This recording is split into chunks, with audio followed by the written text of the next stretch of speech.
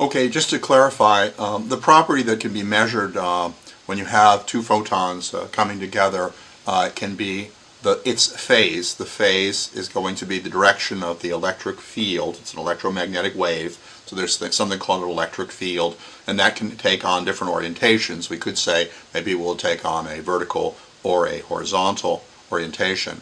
And until a measurement is made, it has been determined that the photon is not going to have an actual state. It's said to be in quantum superposition. And after a measurement is made and the phase of one photon has been determined, the other photon immediately, no matter how far away it is going to take on its own phase, and that those phases have been proven, and this is very persuasively proven, not to have existed prior to the act of measurement. This is sort of a central idea to quantum mechanics. Now, what I was saying before is that there's a couple ways of looking at quantum mechanics. There's a number of different interpretations, but the many worlds hypothesis is essentially saying that whenever a quantum event occurs, that the universe is going to essentially split, so that when you make an observation, you are essentially split into two or more universes. Now, this may seem very bizarre, and I think it is very bizarre, but if you look at it from above, then it can be very symmetrical. Because if you look at it from above, before the splitting and after the splitting, when you look at the mathematics, nothing changes. Because you are split into, let's say, 8 different universes. And each of the 8 U's asks, why did I end up in this universe? But the fact is, from above, there's no asymmetry, because you are in all those universes. So this is a really interesting feature of quantum mechanics. And what I think is interesting about it is, I kind of look at the progression of science, and when I'm looking at past behavior of the science market, I'm seeing it going from deterministic into this very strange and bizarre world of quantum first relativity, which is still deterministic, but a little strange, where you look at your perspective making a big difference. And then all of a sudden, the quantum mechanical, well, one possible interpretation is that it's very, very bizarre unless you change your perspective and perhaps get above the whole thing and look at it as a lake where waves are passing through each other, and there's nothing really happening that's so bizarre if you're above it, but if you're down in the lake, there's some awful strange behavior. So a lot of this has to do with how we look at science and our own personal prejudices. By the way, there's another really interesting area called chaos. Chaos is a deterministic system. It's one where there is no equation that allows you to calculate the result of chaos on an immediate basis just by plugging it in and saying you have 5 persons, 4 limbs each, and you get, therefore, 20 limbs. With chaos, you have to run the equation over and over and over again. It's completely deterministic, but very small changes in the starting condition can make very large changes in the final result.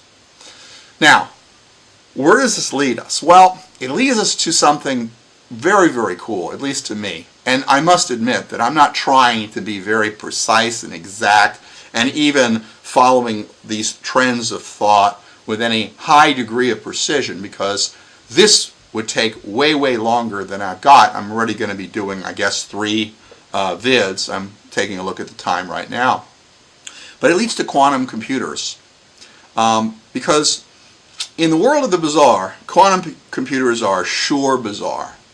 And over the past 5 years, there have been a series of hurdles that have been overcome concerning the production of quantum computers. And a lot of folks said, well, you know, unless we can do this, we can't make them. And every single one of them has been overcome, and there's been amazing progress. So what the hell is this quantum computer? Well, remember I said that there are some problems that just you never know if you're going to get an answer because you've got to run it forever and ever. Well, the feature about quantum computers is that essentially instead of running a sequence, checking it out, then checking another out, then checking another out, then checking another out, a quantum computer is able in theory. And by the way, we have already built a simple quantum computer, a 4-qubit computer. So it essentially holds 4 bits. We already have created a substrate that runs on room temperature, that uses a diamond film with nitrogen defects and holes that can store electrons without having a problem with losing quantum coherence. We're able to transmit photons and electrons back and forth. We're working on logic system and OR gates, and it's just terribly exciting to me. But here's what a quantum computer can do. Instead of running this sequence slowly, it can run all sequences at once. Now, there are some problems that theoretically cannot be solved in the age of the universe because they would take too long. And it turns out with a quantum computer they could. Now this would make all of today's codes that we're using obsolete, security codes. So they're based on cracking prime numbers. Take two large prime numbers and put them together, and that's how we create codes. And it takes too long to do that cracking with a conventional computer. But a quantum computer could solve this and solve it very rapidly.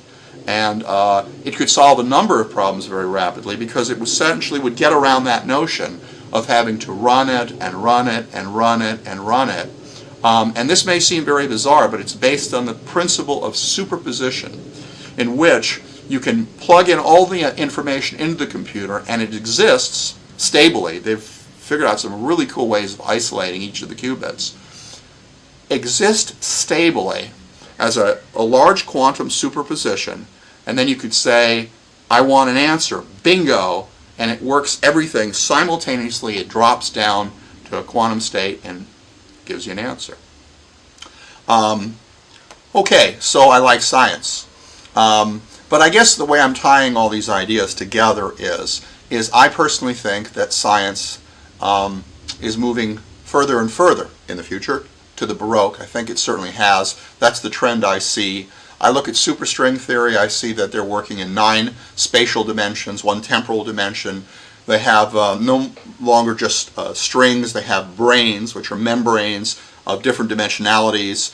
They have a very interesting explanation for how the Big Bang could have been created. And no, it isn't necessarily God, but it's darn cool. And they also have a way of testing whether superstring or brain theory is actually correct, because the graviton is a particle that conveys the gravitational force, is not bound to our brain. Not this brain, but membrane, our 3-dimensional membrane in the 9-dimensional universe. And so we can actually, presumably, if quantum theory is, if superstring theory is correct, we could presumably detect another universe nearby. And they're working on this now. There also are some predictions in cosmology that superstring is making, but that gravity one is the coolest one. Anyway, I've had fun, and I hope I haven't bored you too much. Take care.